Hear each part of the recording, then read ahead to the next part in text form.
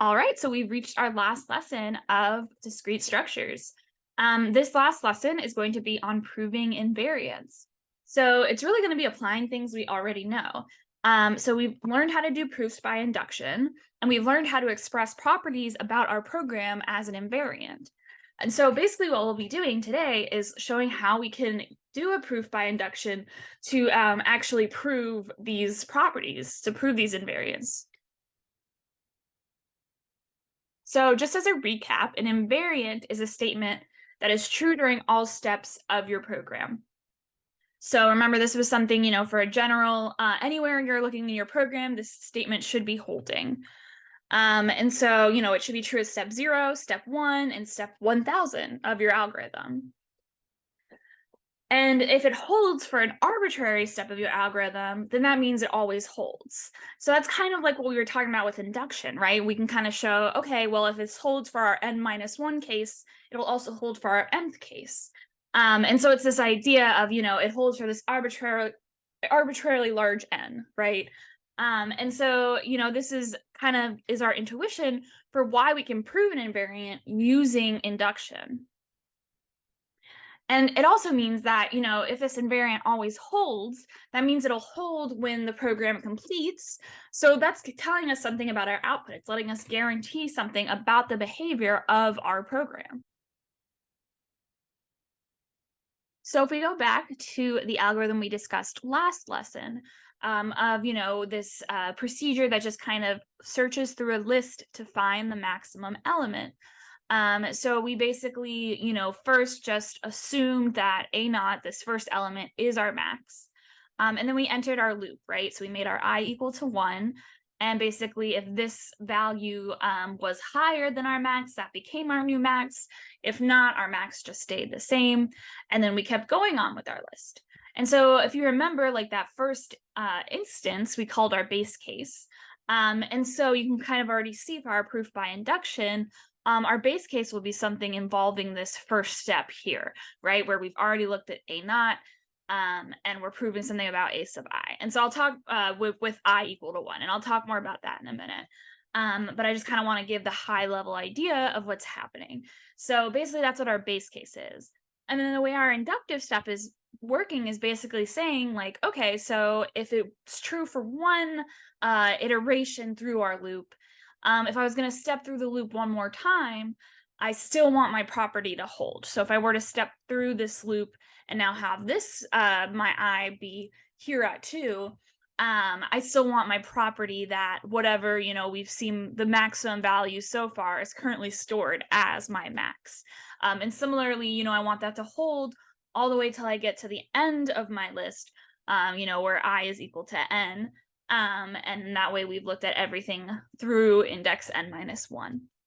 So you can kind of see like this idea of this inductive step, right? Like if it holds for I equal to n minus 1, which is this case, right? Because if I equals n minus 1, it holds all the way up to n minus 2. So, if it's true for here, then I want it to also be true for here. And then I can make my n, arbitrarily large. And so that I can basically say for a list of any length, I can prove that, this property will always hold that. This value I'm storing, I'll always be storing that maximum value. So let's actually go through our, our template and do a proof by induction. So remember, step 1 is just stating what you want to prove. And so I'm just reiterating that invariant that we expressed in our last lesson. So step 1 is just saying, I want to prove for input list A, for all I, so remember that's kind of my indexes that I'm saying something about, up from, from 0 to the length of A, that there exists a max index between 0 and I minus 1, and that such that for all j, so remember those are just any other indexes also in that range of 0 to I minus 1. So everything, up to that point I, that the value stored at max index is going to be greater than or equal to the value stored at any other index j.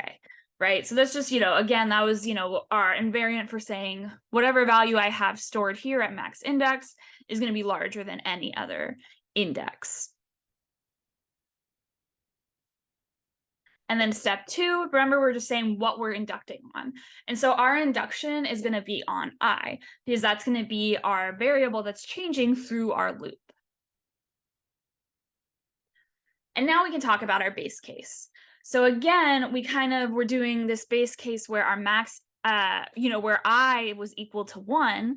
And so you can really think of your base case as happening right here in line 5. It's basically like what happens like right here at the end of line 5, what properties are true before I enter the first like actual loop.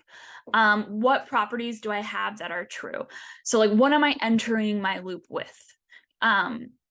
And so, if we want to think about our base case, so it's before we enter our loop.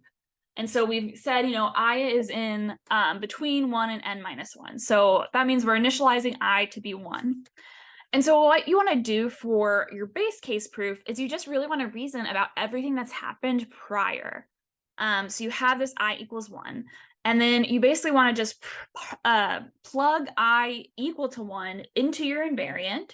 So this will give us this property, right? There's a max index in the range 0 to 0, because remember, it goes up to I minus 1. That for all other indexes for 0 to 0, between 0 and 0, the value at the max index is greater than or equal to the value at any other index. So, what is that really saying? Well, the possible values for max index, I've already, if I'm just looking through my program so far, I've just assigned it to be 0. And also, it says here, max index is between 0 and 0. Possible values for J is in the range 0 to 0. So J can only be 0. So all I have to say is that that A at max index is greater than A of J. Well, that just means A at index 0 is greater than or equal to A at index 0, which is true, right? It's something is greater than or equal to itself. So again, base cases are pretty simple. You're just pretty much plugging in your value for I right directly into this for your invariant. And then you just have to really make some type of argument that this invariant is true. And so it'll just often be something like this. It'll say, okay, well, this is the only possible value for max index. This is the only possible value for J. So, obviously something is greater than or equal to itself. It'll often be something just very straightforward like that. And you also can just use pretty much everything in the code that you've looked at so far. You can say you'd see in this program, I haven't altered the value at A naught, for example, or anything like that. So you can often use, if you need a stronger argument, you can use this first part of your code right here. But in general, that's just what a base case looks like. Just plugging in, again, very similar to our other proofs by induction. We plug in our value for I, and we just show that it holds basically just when we're entering this loop. And now let's talk about steps 4, 5, and 6. So remember, step 4 is just saying we're doing this for some general value. And so remember, we wanted to do this for I because we have I is really what our invariant's about. So it's going to be usually what you're inducting on.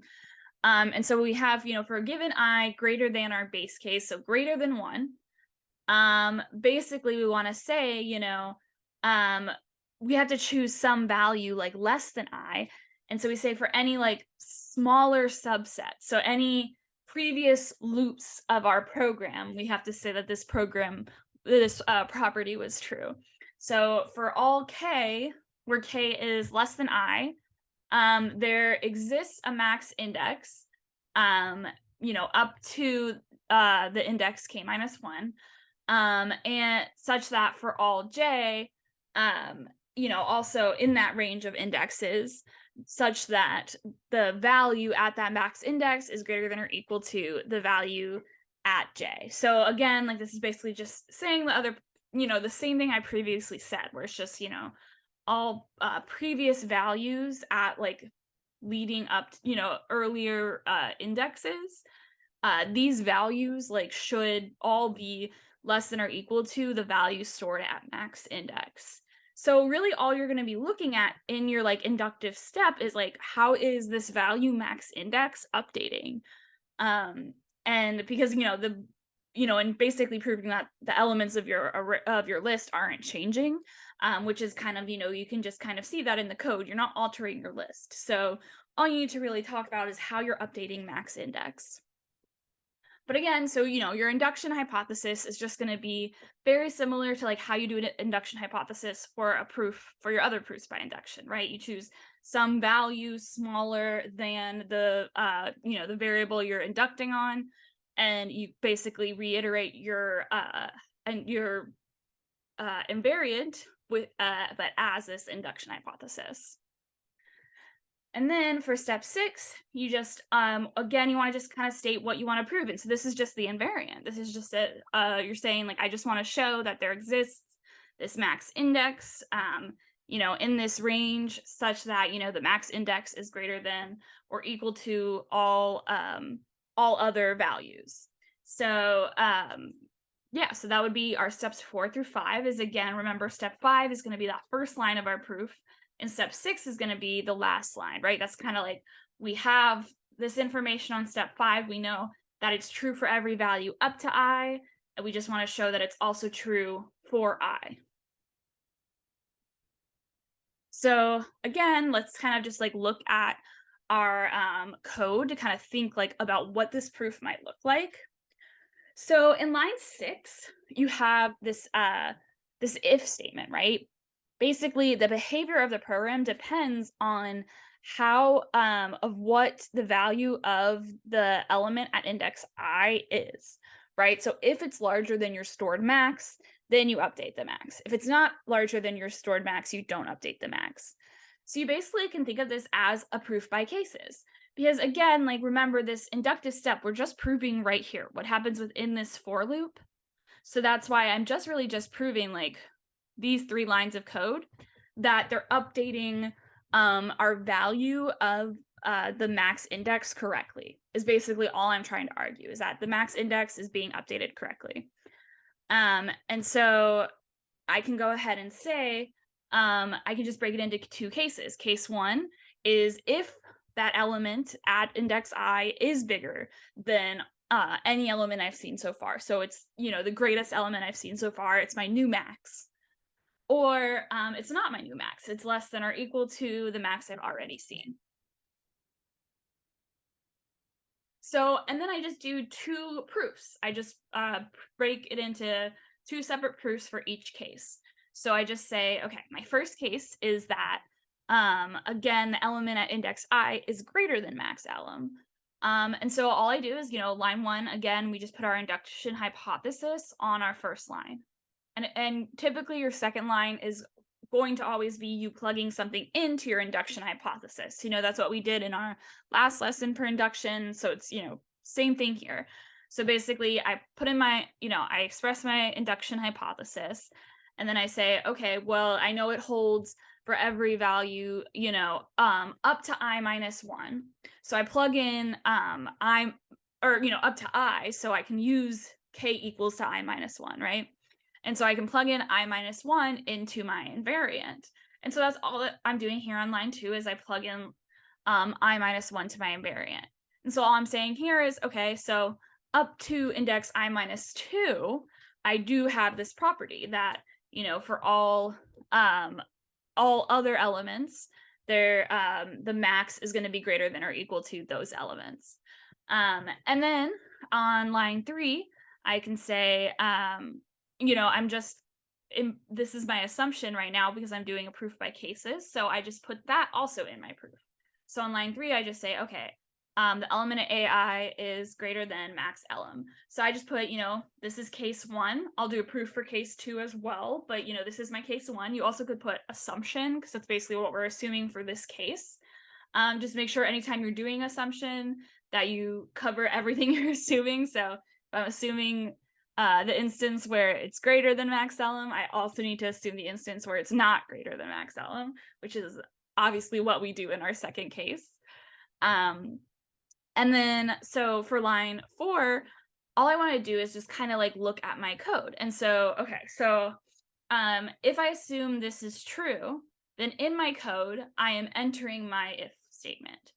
And therefore, these two variables are updated. So max elem is now a at index I, right? So the element at index I, and max index is now I. So that's all I put here on line 4. I just say, okay, based on the fact that what I'm saying in line 3 is true, then these properties in line 4 are now true.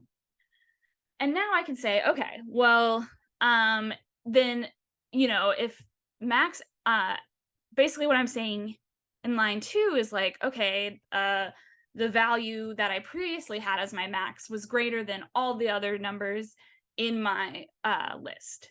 And now on line 4, I'm basically saying, okay, well, this number is greater than that number. So therefore, this number is greater than all of the numbers in my list.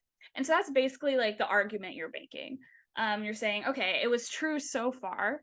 The number I had as my max was my max. And then my current value at index I was my new max. And since the previous max was greater than everything else, and this is greater than that number, then it's going to be greater than everything else, is basically the argument you're trying to make here. And then now we want to cover, again, like case 2, where it isn't our new max. So the element at index I isn't the new maximum number. It's going to be less than or equal to the maximum value. So then for that, again, just line 1, I would have my inductive hypothesis. And line 2, again, I would just plug in the value of I minus 1 for k. And so I would just plug that into my inductive hypothesis. And then for line 3, I would add my assumption. So case 2, which was that this value is now less than or equal to max elem. And so now, since this is less than max elem, we already have the property that max index is already like storing the max. And so if I've moved one step over and then this new step I also is also less than the max, I can just say, okay, so it's true up to this step now. Now it's true for one more step because it's all this extra element doesn't change anything. My max is still my max. So you just pretty much make that argument. And then then you can say, okay, so now it's still true for all elements now, including this new index. So the index at I minus 1, we have this property. And so to finish our proof, we just have to, again, reiterate what we just proved. So we just reiterate our invariant that we just showed by induction is true. So for your assignment, you'll have to do a couple of these types of proofs. And, I just really recommend getting your first submission for your invariants. So lesson 13, I recommend getting that in as quickly as possible so that we can give you feedback that your invariant is correct. That way we can you can go ahead and prove your invariant for this next step of the assignment.